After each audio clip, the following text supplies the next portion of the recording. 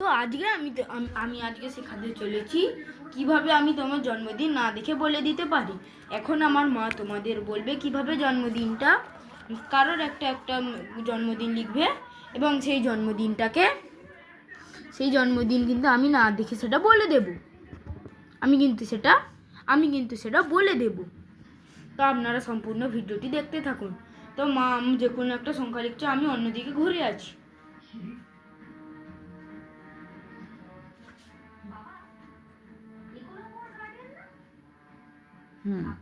হয়ে গেছে। যদি হয় তাহলে তুমি ওর সঙ্গে 2 গুণ করো।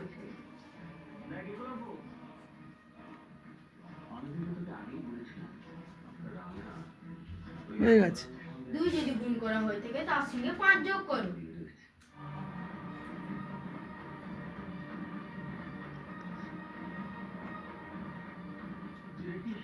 হয়ে গেছে। যদি হয়ে থাকে তুমি তার সঙ্গে 50 কে গুণ করো।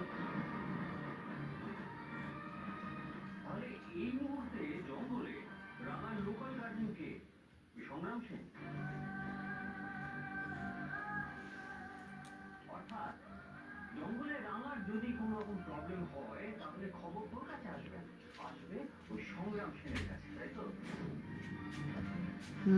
হয়ে গেছে।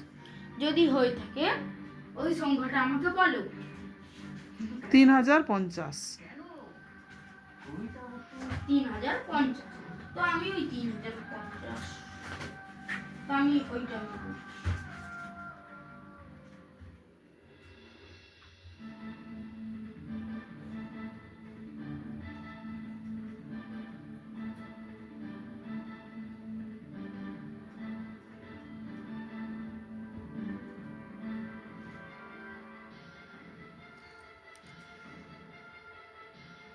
তো তুমি যেই সংখ্যাটি বা কারোর যার জন্মদিন লিখেছিলে সেই উত্তরটা হচ্ছে 28 তারিখ। ঠিক বলেছিস, সঠিক বলেছিস, 28 জানুয়ারি। তো আমি এটা কিভাবে হলো আমি সেটা বলে দিচ্ছি। তোমরা প্রথমে শোনো। আমি আমার মাকে প্রথমে বলেছিলাম যত একটা সংখ্যা লিখুক তার সঙ্গে আমি 2 গুণ করতে। 2 গুণ করার পর আমি বলেছিলাম তার সঙ্গে 5 যোগ করতে। তারপর যখন 5 যোগ করা হয়ে গেল তখন আমি যখন 50 গুণ করতে বলেছিলাম তার যা উত্তর হয়েছিল আমি তার কাছ থেকে জেনে করে 250 বা 250 তার থেকে আমি আমার নিজে মুখে বা ক্যালকুলেটর ইউজ করে বা তুমি নিজেই করে নিতে পারো। এভাবে আমি 250 বিয়োগ করে নিলাম এবং বিয়োগ করার পর যে মাঝের সংখ্যা বা প্রথম যে দুটি সংখ্যা হচ্ছে যেটা হাজারের ঘরে বা শতকের ঘরে আছে, হাজারের ও শতকের ঘরের সংখ্যাটাই হচ্ছে তার জন্ম ডেট বা জন্ম তারিখ। যদি শতকের ঘরে যদি একটা সংখ্যা থাকে তাহলে সেটাও কিন্তু জন্ম তারিখ, আর যদি হাজারের ঘরে 0 থাকে সেটা হবে না। এবং আমি যে এই বিয়োগটা করেছি এটা করার পর এসছে 28 তারিখ।